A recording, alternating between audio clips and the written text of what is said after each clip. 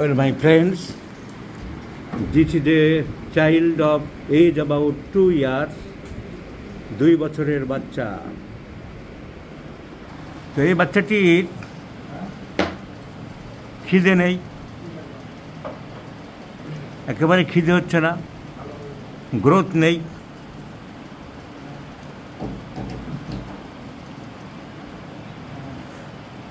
Growth disturb হচ্ছে,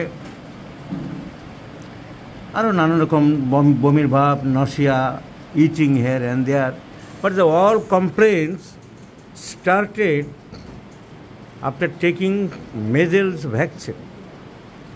সবথেকে বড় কথা, এর মেজেলস ভ্যাকসিন নেওয়ার কোনো দরকার ছিল না।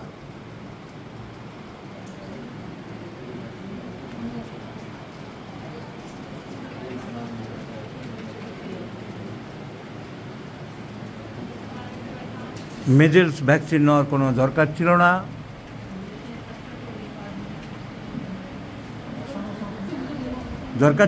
কারণ হাম হয়ে গেছিল।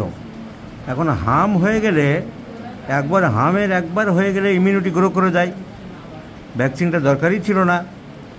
কিন্তু যে প্রাথমিক স্বাস্থ্যকেন্দ্রে যেসব মহিলারা বাড়ি বাড়ি গিয়ে দেয় হামের ইনজেকশান, ভ্যাকসিন, তাকে বলার পরেও সে জোর করে দিল। এখন ব্যাড এফেক্টস অফ ভ্যাকসিনেশান, খিদে নেই, সাপ্রেশন অফ স্কিন ডিজিজও দেখছি, মাঝে মাঝে এখানে ওখানে চুলকানি হচ্ছে, তারপর থেকে সেখানে মলম লাগাচ্ছে, মিষ্টি মোটামুটি ভালোবাসে। এখন ব্যাড এফেক্টস অফ মেজেলস আলাদা আর ব্যাড এফেক্টস অফ ভ্যাকসিনেশান আলাদা। এর ক্ষেত্রে তো ব্যাড এফেক্টস অফ মেজেল ধরলে হবে না, কারণ হাম তো সেরে গিয়েছিল, হামের পরে কোনো প্রবলেম ছিল না। তাহলে এর যা প্রবলেম আমাদের ধরতে হবে ব্যাড এফেক্টস অফ ভ্যাকসিনেশান। এখন সাইরিশিয়ার অনেক সিমটম ছিল, ঘাম বেশি, sweat profuse, constipation, and silicea also covers bad effects of vaccination.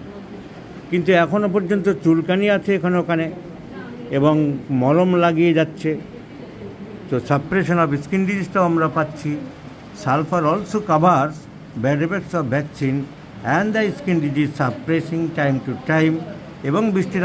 এবং বাচ্চা মিষ্টিটা আগে খেতে ভালোবাসতো না, মিষ্টি ইদানিং ভালোবাসছে।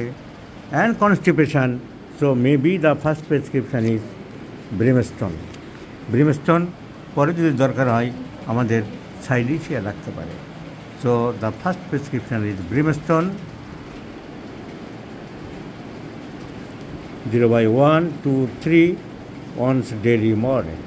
And let's see the result afterwards, my friend.